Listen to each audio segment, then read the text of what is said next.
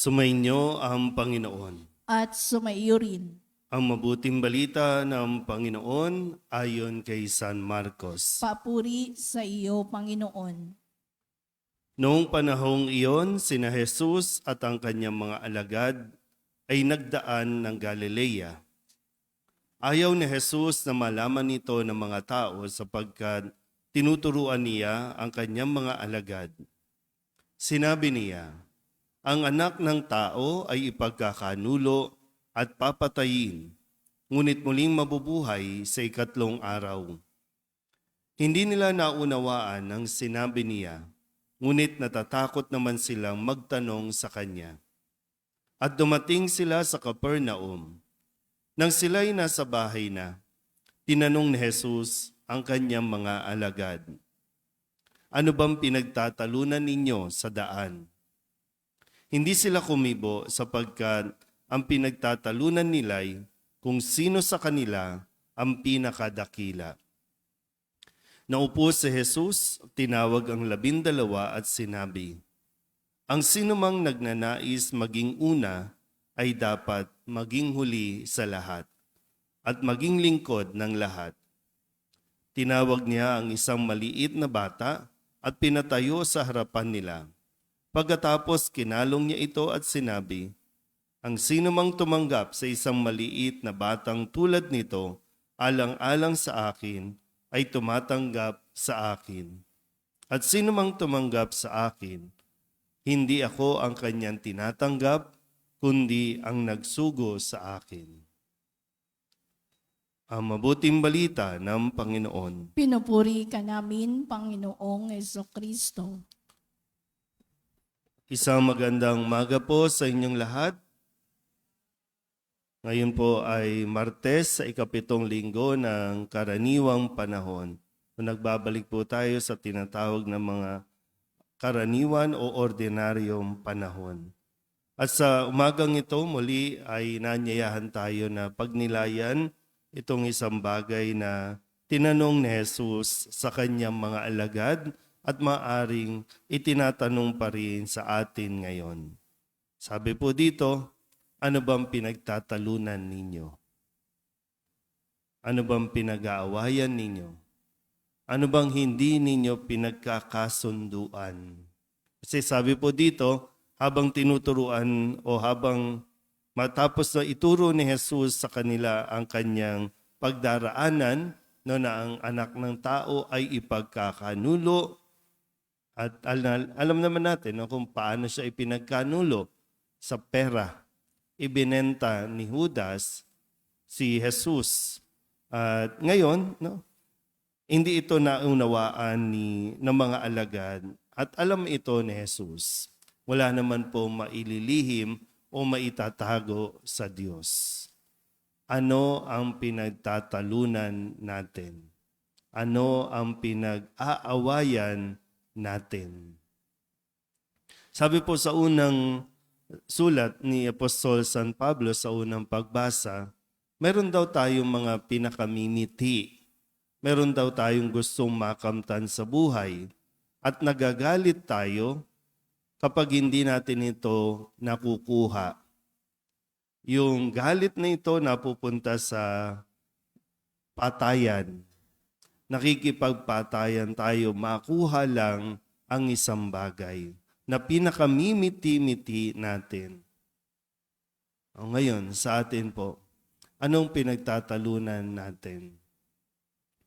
Sa inyo, anong pinag-aawayan ninyo?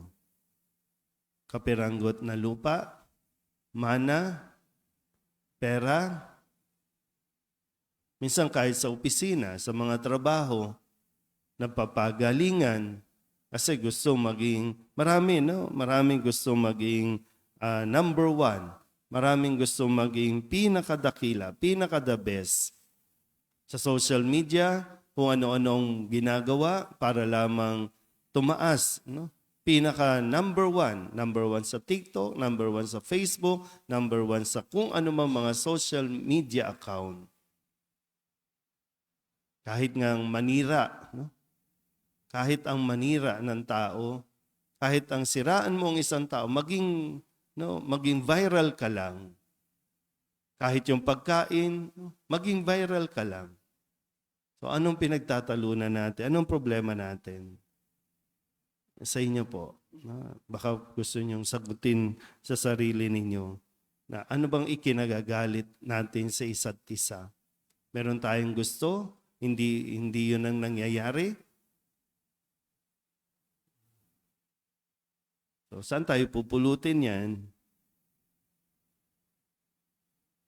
Lagi natin nakakalimutan no, na kasi bakit nga ba gusto natin maging number one? Gusto natin maging pinakamagaling, pinaka-the best. Nahiya tayong sagutin, no? Kasi nauuwi ito dahil lang sa yabang, dahil lang sa pride natin. No? Yung pride na gusto natin tayo ang nagsasalita, tayo ang boss, tayo ang nasusunod, tayo ang nagdidikta. Kapag mayroong medyo may kumukontra, kapag mayroong medyo sa tingin natin nagiging threat para sa atin, yun na, mag-aaway-away tayo. Nag-uumpisa sa inisan, na uuwi sa away-away. Minsan nga, na-insecure lang tayo.